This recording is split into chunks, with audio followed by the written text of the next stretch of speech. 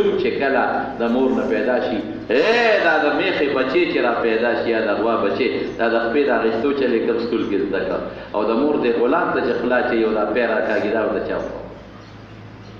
او دا ماشوم چې د مور سینه روي دا چل چاوخه ورته اوس به هم ته خدای نه منې او ما یو ځای کې ډېره موده مخکې یو ځای کې بیان کوو نو هغه چا راته ویل دلته یو سړی دی هغه وایي چې یاره دا ما یو سړی ماله راشي او زه وله ګولۍ ورکړم او چې جوړ شي نو بیا وایي چې خدای جوړ کړم هلکه چې خدای جوړولې ماله سره راتلې ما خپل ماله غوسه راله په تقریر کې مې ولیده ما خبرې که نه وي او مې دا په ټول فکر وته لږ مخامخ کې ډاکټر صاحب تا چې دا مریض وکته او دا سټیسکوپ دې پکې خو دا نه به زه وله ګورې نو دا عقل او دا لاس دله چا درکړي کم لاس ته تګي په کم عقل او دماغ چې تا ډاکټري زده کړې ده په کم سترګو چې مریض ته ګوره په کوم لاسونو نسخه لیکې دا چا جو پیدا کړي او دا کومه ګولۍ چې تا ورکړه دا ګولۍ چې د کومو څیزونو نه جوړېږي هغه چا پیدا کړي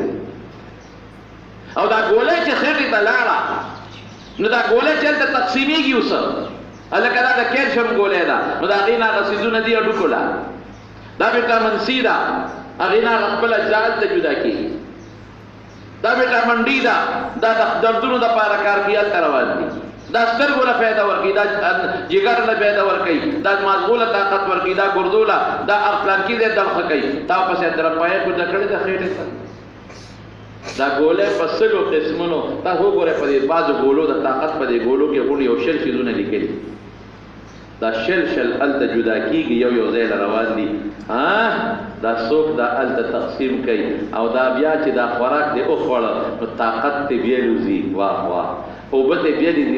مثانې ته د متیازو په شکل کې او چې کم ګډ پاتې شي د لویو دسماتي په شکل کې غټه کلمه وړه کلمه هتې به روځي دا کار دننه په خېټه کې سوچ کوي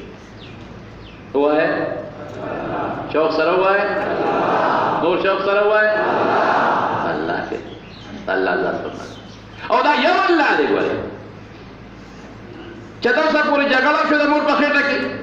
که دوه خدایان وي یو به وې زه هلک ورکوم بل به وې زه زوی ورکوم د خېټه مور په خېټه کې به ګړز ده یا ګړوز ده ګړز ده یو لوی غوبل به یو به وې زه په اته میاشتې کې به وباسم بل به وې زه په نهه میاشتې کې به هلکه دوه بیا چې بادشاه ټینګېږي وایه که لو كان فيهما آلهة إلا الله لفسدتا یو به د انور د نن پاته راخېږي بل به یې په اووه راخېږي یو به د انور تیزوم بل به یې رکوع مې څه به اختلاف الله شته او یو دی ټولو وایي الله شته یو دی او په صفاتو کې مثل نه لري په کارونو کې مثل نه لري او په ذات کې مثل نه لري لا مثيل له ولا نظير له ولا ند له ولا مثل له ولا مثال له لا جسم له ولا جهة له احسن الله پاک دی چې کوم صفات یې ځان له ثابت کړی دی هغه ټول صفات یې موږ منو موږ پکې هېڅ ګوتې نه وو چې دا څنګه په څنګه نه پوهېږي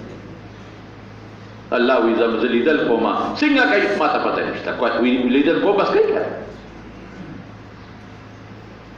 الله وایي زه اورېدل کوم څنګه کوي زه نه یم خبر میږي وایي زه خوړل کوم څنګه کوي زه میږي زه څه خبر یم ته ما ته خورې چې میږي څنګه خوراک کوي وایه که اتی خو ما ته ښکاري نو زه خوراک پېژنم چې خوراک کوي لیکن ما ته میږي معلوم نه دی ماشي څنګه خوراک کوي څنګه یې ازمایي وایه ما ته وروره موږ ته څه پته دی ماشي غول کم دی کوي